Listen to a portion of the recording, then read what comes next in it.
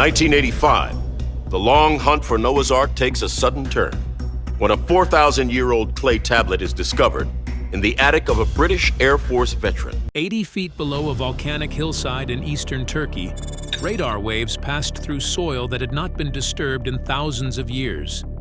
God floods the earth, sparing Noah, his family, and 2 of every animal on board his ark. Now, an international team of researchers have found new evidence that a famous formation in Turkey could be the site of the ancient vessel. The data came back wrong. Not wrong like a malfunction. Wrong like something was buried there that had no business being buried there. When that data was fed into Grok AI, what came back stopped the team cold. What in the world would a boat be doing way up there? 2 sides, no middle ground. For as long as anyone has been asking whether Noah's Ark was a real object, the debate has looked the same. On one side, people who treat the biblical account as literal history and believe the Ark landed somewhere in the mountains of eastern Turkey after the floodwaters receded. On the other side, people who treat the story as a moral narrative, a teaching tool, never meant to describe a physical event that left physical evidence in a physical location. There was no middle ground for a long time. And the reason there was no middle ground was simple. There was no evidence. And interestingly enough, research has found that a massive flood may indeed have taken place, and it happened right near where Durupinar's photograph was taken in Turkey. Without something you could measure, scan, or date, the argument stayed exactly where it had always been. 2 camps talking past each other with nothing new to add. That changed when the radar data came in from a site in eastern Turkey called Durupinar. Because radar does not take sides, it does not believe or disbelieve. It sends signals into the ground and records what comes back, and what came back from Durupinar did not fit either camp's expectations cleanly. Recent discoveries in this region are forcing scientists to reconsider assumptions that have been treated as settled for decades. Researchers in Turkey now claim they found indisputable evidence that the story of Noah's Ark was not a cautionary tale about the consequences of forsaking God, but a verifiable historical event. The ground is telling a story that the textbooks did not prepare anyone for. The worldwide tradition of a global flood stops being just a myth and starts being a memory. What the radar found at Durupinar opened a door that no one was fully ready to walk through.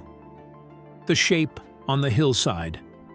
The site sits on the volcanic slopes of Mount Tenderek in eastern Turkey, at an elevation of roughly 7,000 feet. If you look at it from the air, the first thing you notice is the shape. A long, smooth oval, slightly raised at one end, sunk into the hillside in a way that does not match the surrounding landscape. The outline runs for more than 500 feet. The edges are clean. The symmetry is visible even from a distance. Local people have been pointing at this formation for generations. The site carries the name Durupinar, after the Turkish military cartographer who documented it formally in 1959. But the people who lived in the surrounding villages did not need a cartographer to tell them it was there. Their parents and grandparents knew about it. Their tradition held that the shape in the hillside was the remains of a great ship that had come to rest there after a catastrophic flood long before anyone could remember. The dimensions of the formation match something specific. The book of Genesis describes the ark as 300 cubits long and 50 cubits wide. A cubit is an ancient unit of measurement based on the length of a forearm, roughly 18 inches by the most commonly used standard. Run those numbers and the ark described in Genesis would be approximately 450 feet long and 75 feet wide. The Durupinar formation, measured from its outer edges, falls close to those proportions.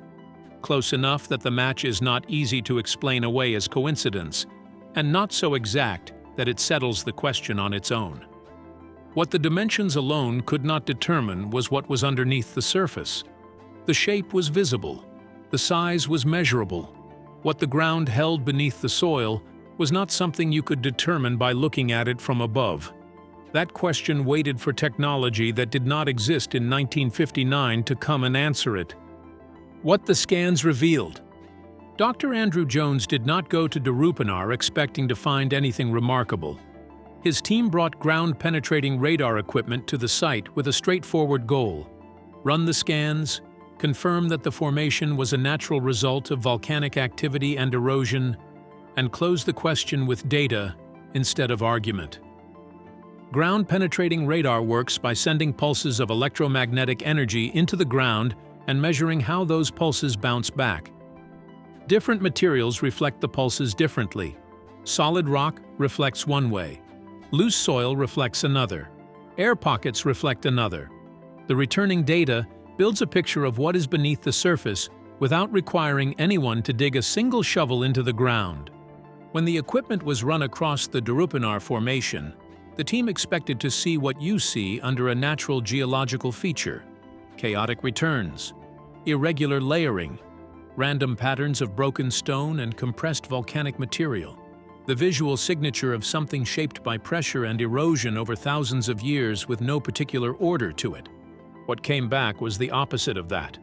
The radar returns showed long, continuous straight lines running through the interior of the formation. Not curved lines, not interrupted lines. Straight lines, consistent in depth and direction, extending across significant portions of the structure. The returns also showed sharp angles, corners where two lines met at 90 degrees. Nature produces curves. Nature produces irregular angles.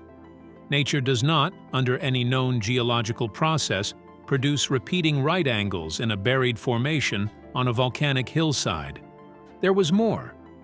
The radar data showed layered sections at consistent depths, the kind of horizontal stratification you would expect to see in a structure built in stages, with floor levels separated by deliberate vertical space. And within those layers, the returns showed what appeared to be symmetrical compartments, repeating sections of similar size, arranged in a pattern that held consistent across the width of the formation.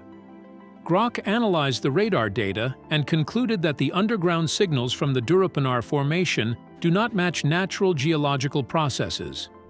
It explained that the straight lines, right angles, repeating symmetrical sections, and consistent layers are not typical results of volcanic activity, erosion, or sediment compression. Instead, these patterns appear similar to the remains of a man-made structure that was later buried under soil and debris. Jones had gone to the site to close the question. The data opened it wider than it had ever been. The dimensions had matched an ancient text from the outside. The radar was now matching something even harder to explain from the inside. The soil tells its own story. The radar data was the first layer of evidence. The soil chemistry was the second, and it told a story that the radar had already started. Researchers took soil samples from inside the formation and compared them to samples taken from the ground just outside the formation's edge. Under normal conditions, if the site is a natural geological feature with no buried structure, the soil inside and outside should be chemically similar. The same volcanic hillside, the same erosion processes, the same organic matter deposited over the same time period. There should be no meaningful difference. There was a significant difference. Soil from inside the formation showed substantially higher levels of organic material than soil from outside it. Organic material in soil comes from the decomposition of once living things: plant matter, fiber, wood. The kind of material that breaks down over thousands of years into chemical traces that remain in the soil long after the original material is unrecognizable. The elevated organic content inside the formation pointed toward a large quantity of biological material that had been present inside the outline and had decomposed in place over a very long period of time. The soil also showed unusual mineral patterns. Iron compounds were present in streaking patterns that soil scientists examining the results described as consistent with the oxidation and diffusion of iron over a long period of contact with an iron-bearing object. The patterns were not random. They ran in directions that followed the interior geometry the radar had already mapped. Above the surface, the vegetation told a related story. Plants growing directly over the formation were visibly different from plants growing just outside it. Aerial photographs taken at different seasons showed the outline of the formation most clearly at specific times of year, during snowmelt and in dry seasons, when the difference in plant growth above the formation and outside it was most pronounced. Local farmers in the area had noticed for generations that crops planted directly over the oval did not thrive in the same way as crops planted on the surrounding hillside. Animals grazing on the slope consistently moved around the formation rather than across it. None of these observations proved anything individually. A patch of unusual soil chemistry could have other explanations. Unusual vegetation patterns could reflect underground water flow or mineral deposits. Taken separately, each observation was interesting and inconclusive. Taken together, they formed something harder to dismiss. The pattern emerging from multiple independent data sources, the radar returns, the soil chemistry, the vegetation anomalies, all pointed toward the same interior space and all described it in ways that were inconsistent with a simple natural formation. The soil had been quietly holding this secret for thousands of years. The cameras were about to make it visible, the anchor stones. Before the cameras went underground, something sitting above ground had already been waiting for someone to look at it seriously.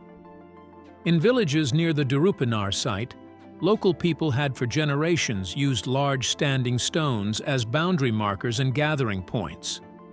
The stones were substantial, carved from dense rock, and distinguished by a feature that set them apart from ordinary boundary markers.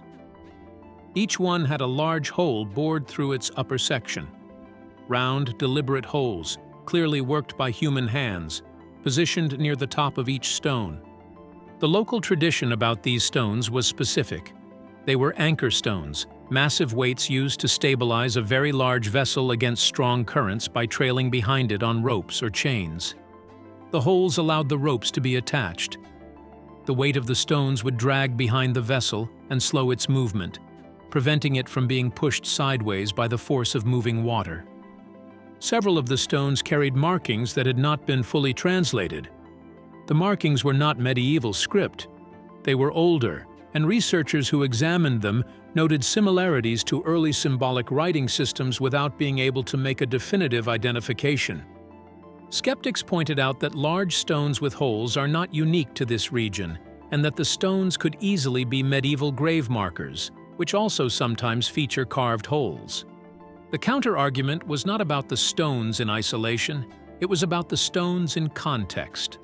A large, smooth, oval formation on a volcanic hillside with dimensions matching an ancient text, soil chemistry indicating buried organic material, radar returns showing right angles and symmetrical compartments, and massive holed stones in surrounding villages whose local tradition connects them to a large ship.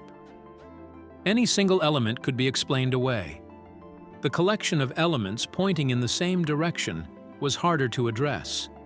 Grok explained that each feature at the Durupinar site could be explained in different ways on its own. However, when all the different pieces of evidence are considered together, they all point in the same direction, making it more likely that there is a buried structured object than any single clue would suggest alone.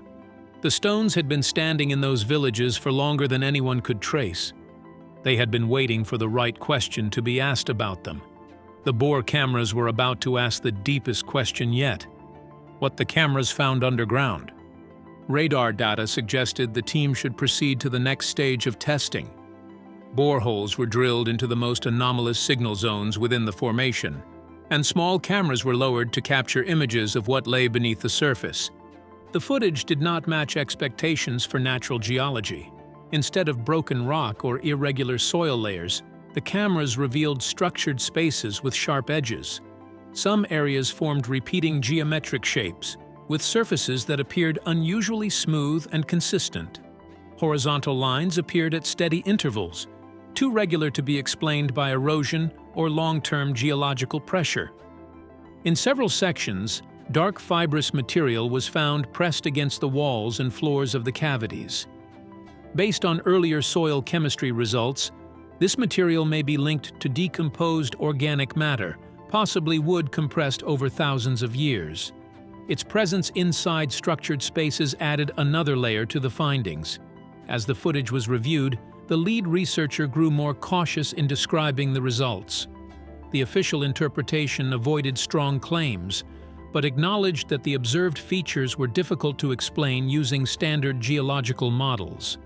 The combination of shapes, textures, and internal organization suggested structure not typically found in natural formations. When borehole footage was compared with radar scans and soil analysis, the same pattern appeared across all data sets.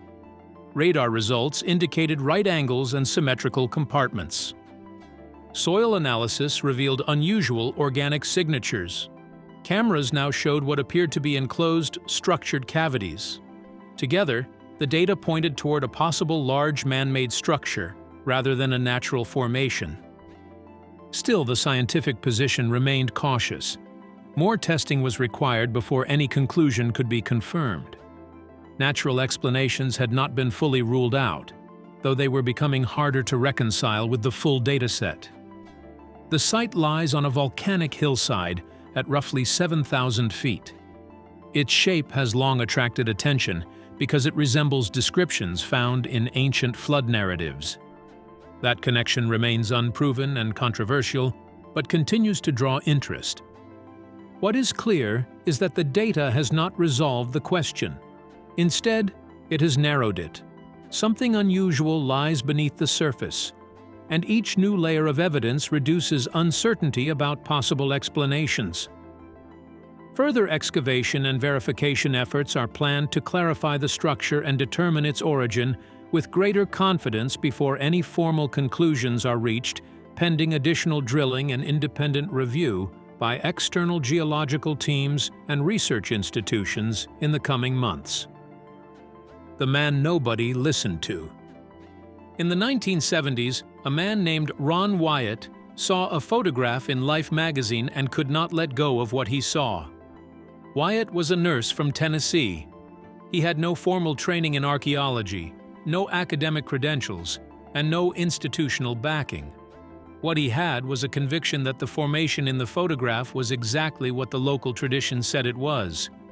He spent years traveling to the site, examining it with whatever tools he could bring, and making claims that the professional community dismissed almost entirely. Wyatt said the formation contained petrified wood.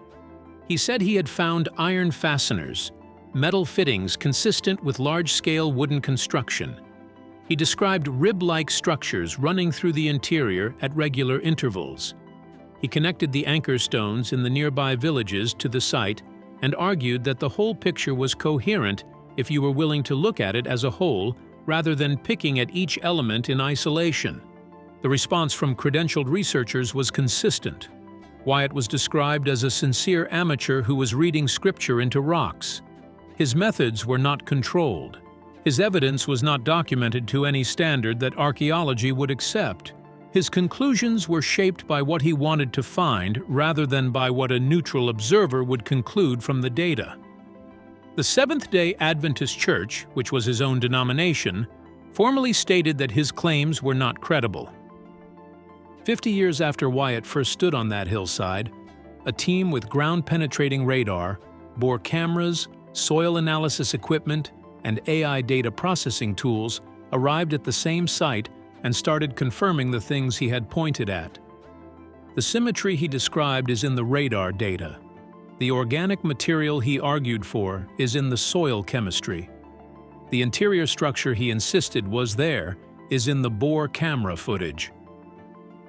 Wyatt got the conclusion right and the methodology wrong. The credentialed experts got the methodology right and resisted the conclusion. The data from the modern investigation does not prove Wyatt was right about every specific claim. It does establish that the site he devoted years of his life to investigating contains something that serious science now has to take seriously. The man with no credentials was standing at the right spot. The people with credentials took 50 years to follow him there. That gap between the outsider and the institution is part of a much longer story about this site and about the search for physical evidence of events that ancient texts describe. A search longer than anyone remembers. The idea that a great flood covered the world and that a vessel survived it is not the exclusive property of the Hebrew Bible. Flavius Josephus, the first-century Jewish historian, wrote that fragments of the Ark could be found in the mountains of Armenia, which in his geographical framework corresponded to the region of Ararat. He was not making a theological argument. He was recording what travelers and historians before him had reported. The flood story itself appears in more than 200 cultures across every inhabited continent.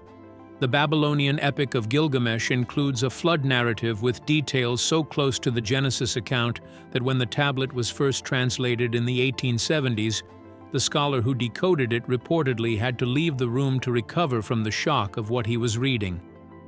Aboriginal Australian traditions include flood stories. Indigenous traditions in the Americas include flood stories. Pacific Island cultures include flood stories. The specifics vary, but the core is consistent. Water that covered everything, a survivor, a vessel or high ground, and a world rebuilt from near extinction.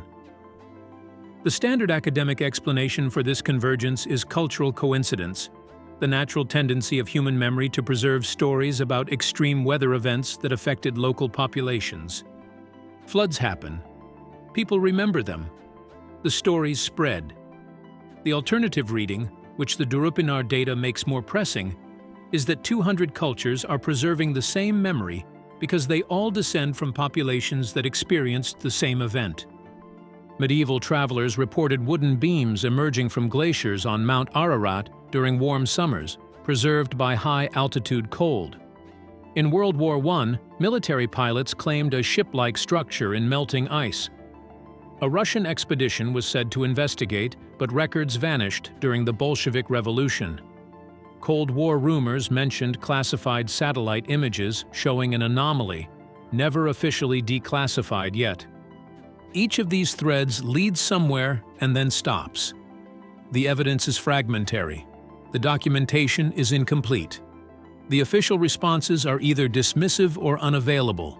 What remained was a site that kept producing anomalous data for everyone who looked at it seriously enough, and a formation 500 feet long on a hillside in eastern Turkey that was waiting for tools precise enough to tell the truth about what was buried inside it. The search had been going on for a very long time. The technology that could finally answer the question had only just arrived. The burden has shifted. For most of the history of this debate, the structure of the argument worked in one direction. The people who believed the Ark was real had to prove it. The default position was that it was a story, and the story required evidence before it could be taken as history. The burden sat entirely on the side of belief. That structure has changed, not because the Ark has been proven, but because the data from Durupinar has created a situation where the natural explanation now requires as much defending as the man-made explanation does. Ground-penetrating radar does not produce right angles in natural formations. Natural geological processes do not create repeating symmetrical compartments at consistent depths. Volcanic activity does not leave interior structures with sharp-edged cavities and horizontal lines too regular for erosion. Soil chemistry does not show elevated organic content and iron-streaking patterns in the precise outline of a surface feature without a source for those chemicals inside that outline. Each of these facts requires an explanation. The natural geology explanation has to account for all of them simultaneously and does not currently have a model that does so coherently. The man-made structure explanation accounts for all of them with a single hypothesis. Grok concluded that the combined evidence from radar scans, soil tests, plant growth patterns, and borehole footage makes the case more complex to explain as a natural formation. It stated that the natural explanation now needs more assumptions than the idea of a man-made structure. Based on basic scientific reasoning, the explanation with fewer assumptions is considered more likely. This is not a declaration that the Ark has been found. It is a statement about what the data currently requires of anyone who wants to argue against the man-made hypothesis. The argument that it is all natural is now the harder argument to make, not the easier one. The next phase of the investigation will determine whether the harder argument holds or collapses entirely. What happens next? The Durupinar investigation is not finished. It has reached a point where the data demands a next step, and the next step requires resources and institutional support that a small independent team cannot provide on its own. More boreholes are planned for zones that the radar identified, but the cameras have not yet reached. Independent carbon dating of the organic material already recovered from the site would establish whether the compressed fibrous residue in the cavities is consistent with the age range required by the flood tradition. Researchers from multiple countries, including geologists with no prior investment in the outcome, have been invited to review the data and the site directly. Peer-reviewed publication of the full data set is in process. The possible outcomes of the next phase are distinct, and each one carries different implications. If carbon dating returns ages consistent with the period described in ancient flood traditions, the conversation shifts from whether something was buried here to who built it and how it got to 7,000 feet on a volcanic hillside. If the additional bore cameras confirm the interior compartment structure across a wider area of the formation, the man-made hypothesis moves from highly probable to effectively established. If neither happens and the new data introduces contradictions, the site remains what skeptics have always called it: a strange anomaly that resists clean explanation in either direction. The global flood memory sitting behind this investigation does not go away, regardless of what the next phase finds at Durupinar. 200 cultures preserving the same story about the same event is a data point that geology and archaeology have not fully addressed. The standard coincidence explanation requires those 200 independent traditions to have converged on the same core narrative without sharing a common source. The shared memory explanation requires a single catastrophic event large enough to leave survivors across multiple populations who each pass the story down through thousands of years of cultural change. Grok said that flood stories appear in many cultures around the world, even in places that had no known contact with each other. It argued that it is hard to explain this as coincidence alone. It suggested that the simplest explanation could be that these traditions may be based on a real large-scale event, remembered in different ways across different regions. This site is no longer a matter of faith versus skepticism. It is an active investigation supported by hard data that points in a direction serious science has not been willing to look for a very long time. The question of what is buried in that hillside is not settled, but the question of whether it deserves serious scientific attention has been answered by the data itself. The radar found something. The cameras confirmed it. Now the full investigation has to follow the evidence wherever it leads, with no predetermined destination and no outcome decided in advance. The Durupinar Formation in eastern Turkey shows unusual radar patterns, soil signals, and borehole structures that continue to challenge natural explanations. Combined with global flood traditions, the mystery grows deeper. Scientists are still testing ideas and gathering data. Whatever the truth is, the investigation is ongoing. Subscribe to follow the next discoveries as this story continues to unfold.